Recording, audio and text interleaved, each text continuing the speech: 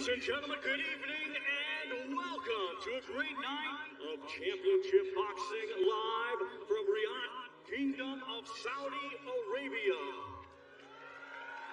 We would first like to extend a big thank you to His Royal Highness, the Crown Prince, Mohammed bin Salman, and His Excellency, Chairman of the General Entertainment Authority of the Kingdom of Saudi Arabia, Turkey Al-Sheikh. It is all being brought to you by Sella, Frank Warren on behalf of Queensberry, Bob Arab's Top Rank Incorporated, and Gimmick. We get things started with 10 rounds scheduled, and it is an international heavyweight contest. It is sanctioned by the British Boxing Board of Control, steward in charge Robin Smith, timekeeper John Smith. Our 3 judges assigned, all from England, will be Steve Gray, John Latham, and Bob Williams. Our referee in charge will be Lee Every of England. Introducing to you first, fighting tonight out of the blue corner, he comes to the ring wearing black, gray, and white, and weighed in officially at 299.4 pounds.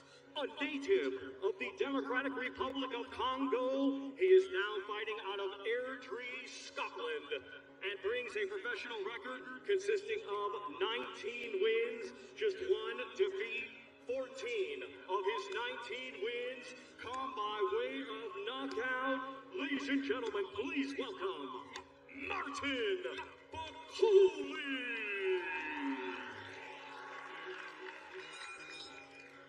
And his opponent across the ring fighting tonight out of the red corner. He comes to the ring wearing white with black and red and weighed in at 257.1 pounds. Fighting out of Las Vegas, Nevada, USA, by way of his native country of Cameroon.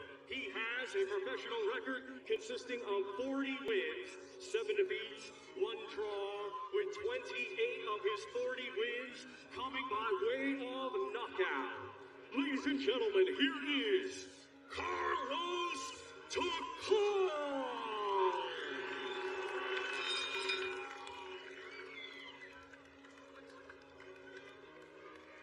Okay, lads, when I say stop, you stop boxing. When I say break, take steps back. Keep your hands up, protect yourself full time. Good luck to you both. Good luck. So we start tonight with Martin Bakole against Carlos Takam. We start outside for the undercard in this smaller arena. Then we'll move inside. 5 heavyweight fights out here. And then we go inside into the Kingdom Arena for the main event. Later on, we'll see Eminem perform. We'll see Fury in the ring with Ngannou. But this is Bakole against Takam. And Martin Bakole, Richie, the first thing you noticed about him yesterday is the fact that he weighed in at 299 pounds. He's 42 pounds heavier than the man he's in there with tonight, Carlos Takam. Yeah, a bit surprising. You know, his last contest, I think he was around 280 pounds, so he's nearly 20 pounds heavier than what he was when he fought back in April. He's a bit powerful fella, is Bakole. Very, very confident and ranks highly in the world. WBC is number 9, WBA is at number 2, remember, and with the IBF he's number 12. So he's a world-class fighter, and yeah, let's see if he gets the job done tonight, because this could be difficult against Takam. Takam can be wily, very experienced. He's 42, 40 wins in 48 fights. He's been in with some good men. Both of them have wins on their record over the 2016 Olympic champion Tony Yoka. It's only the 5th time though since December 2020 that we've seen Bakole in the ring. Certainly feels Bakole that he can mix it with the best in the division, and he has to produce here tonight, start to prove that if he's going to move on. He's originally from the Democratic Republic of Congo and boxes out of Airdrie in Scotland these days, and he's the one, as you'd expect, who's landing the heavier shots in the early stages. He's feeling there his opponent with that jab, isn't he? I remember watching Bakole spar Anthony Joshua up in Sheffield a couple of times and always gave a good account of himself. He's also sparred Dubois, he's also sparred Alexander Usyk, so yeah, he's been around a bit, sparring. Only had obviously 20 fights but 1 defeat. But yeah, he's certainly got experience against big men, sparring in the gyms. And one thing that Bakole has been saying in the build-up is he plans to try and finish this as early as he possibly can. He has got 10 wins inside the first 2 rounds. He can bag. He's won 19 of 20 as a professional, 14 of them by stoppage. 12 years younger than the man he's in there with tonight. Bakole in the black tartan trunks, the white, red and black of the veteran Carlos Takam. So you can see that the respect is there from Takam. He knows he's felt Bakole's power already, so he knows Bakole is a big puncher. So he's got to move that head. See, that's the right tactic there from Takam. If he's going to come forward and close the gap, he's got to do it with fast head movement to avoid the shot as he's actually coming forward.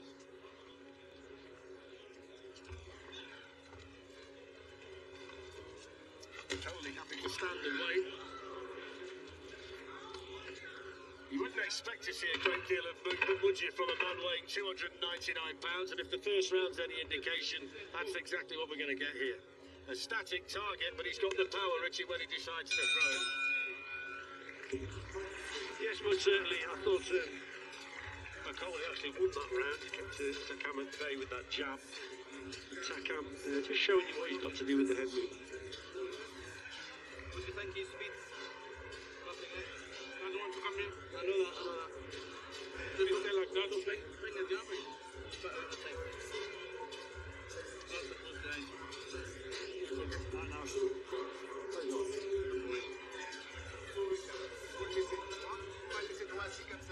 What was it?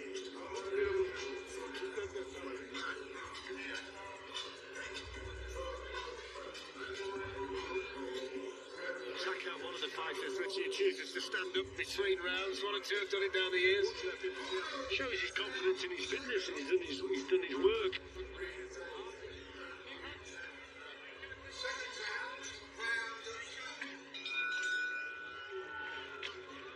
So all set for the second round. This one's scheduled for 10 at heavyweight. The entire card from this point are heavyweight fights, culminating in Tyson Fury against Francis Ngannou inside in the Kingdom Arena. And that's to work out who is the baddest. The battle of the baddest. That's a little bit later on. Takam's been in with the likes of Alexander Povetkin, Anthony Joshua, Joseph Parker, Joe Joyce. Bakole's only loss was via stoppage to Michael Hunter at York Hall back in 2018. And we're going to see a fighter a little bit later on called Arslanbek Makhmudov, who I think the general consensus is he's the big secret in the heavyweight division, and Carlos Takam is the only man so far to take in the distance. So even though he's 42, there's still life in there, and of course he's got a wealth of experience as well.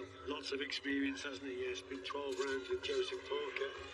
And he's been into the 9th and 10th round of several contests, so yes, experience.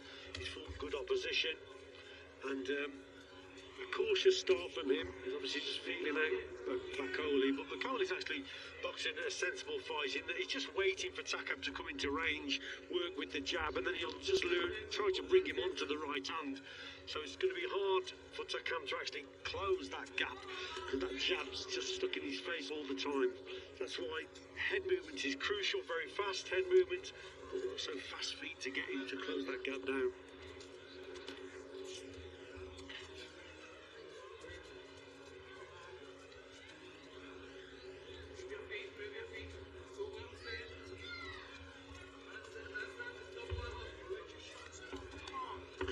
Nelson in the Martin Bakole corner is urging him to move his feet and let his shots go. They're not very happy at all, Richie, by the fact that he's just stood there relatively still in the centre of the ring. They want a bit more movement from their man, and I think a bit more punches thrown, a few more punches thrown, shall I say. Yeah, even like I said before, though, he's just waiting for Takam to come into range.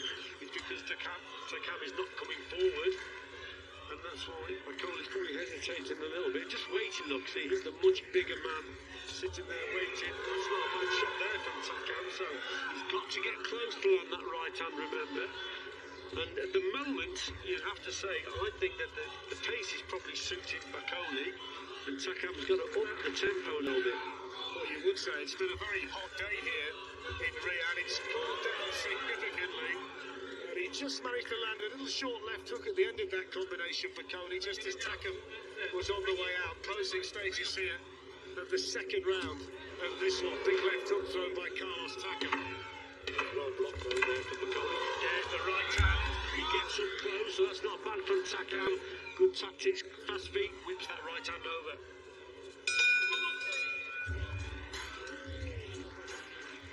They've got to quicken up the feet. That wasn't bad there. He actually drew the lead of Bakole and then came back with that right hand. There it was there, look, that's a super shot. Didn't quite catch him clean, but nevertheless, good work there from Takam.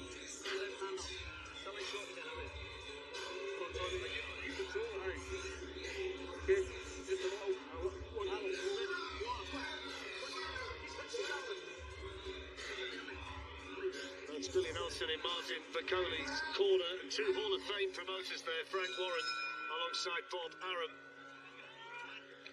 And the main man behind them, Roberto Duran there. It really is. What a legend. Yeah, it's a star-studded cast list, and you will see some superstars ringside here as the night goes on. Third round here scheduled for 10 between Martin Bakole and Carlos Takam. And the oohs and ahs as that one landed. That's better from Bakole, doubling up on the left hook and then starting to let the punches go.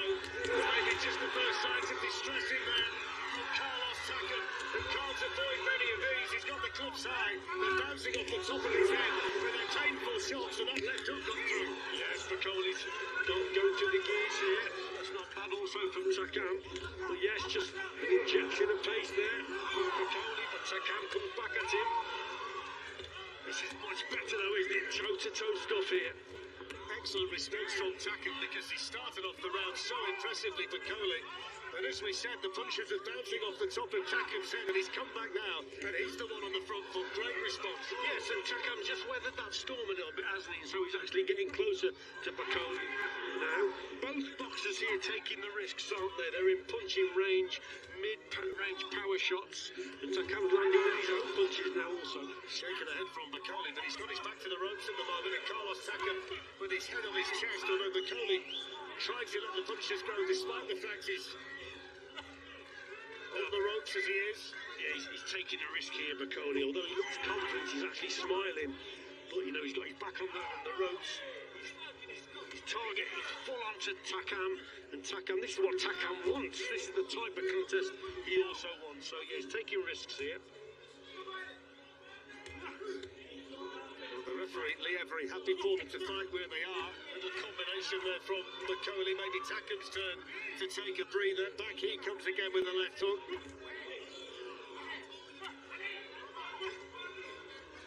Big shots going in from both boxers here. Bakole just keeping his eye on Takam all the time. But Takam himself has got to concentrate and try and land a shot. But Bakole's landing the better punches on the inside. Yeah, really good uppercut that gone through, and Takam concerned by that. Bakole starting to open up again, and Takam's a sitting duck at the moment. Really good work from Bakole, who's turned it round, and Takam hobbling in there at the moment. Martin Bakole looking to tighten the screen, and Takam came back. Bakole again. Heavy shots landing right above that commentary position. Two big men letting everything go. Yeah, big hooks going in for Bakole. And Takam, can he weather this storm?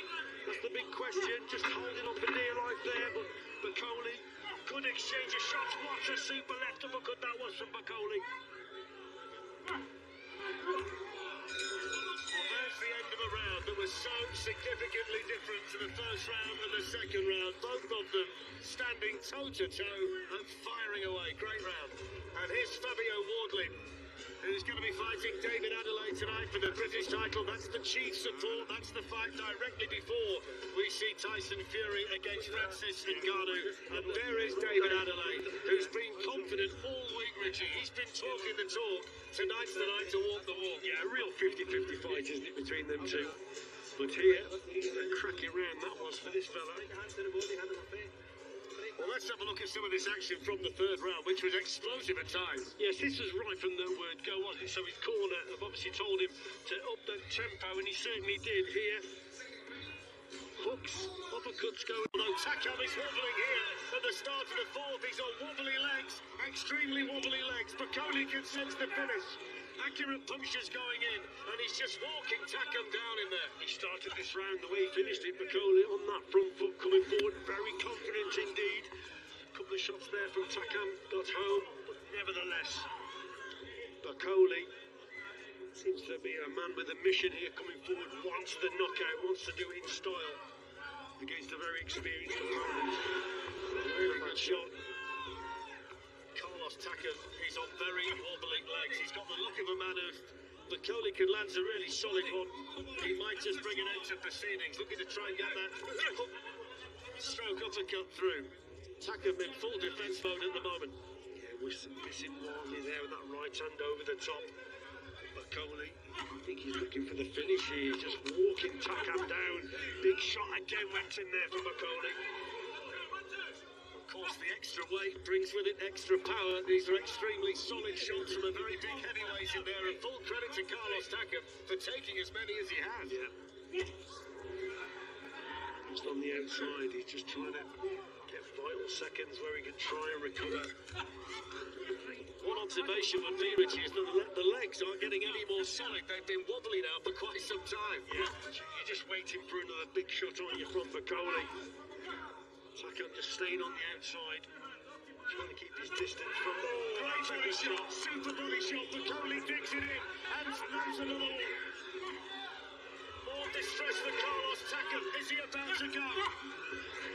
Another body shot. He's not enjoying those whatsoever. Bakole can sense the finish, and he steps in, he stops it. Never he stops it. Not on the face of Carlos Takam. The referee had seen enough, and the onslaught was continuing from Martin Bakole, who wins again. It's a stoppage win for the big man from the Congo, who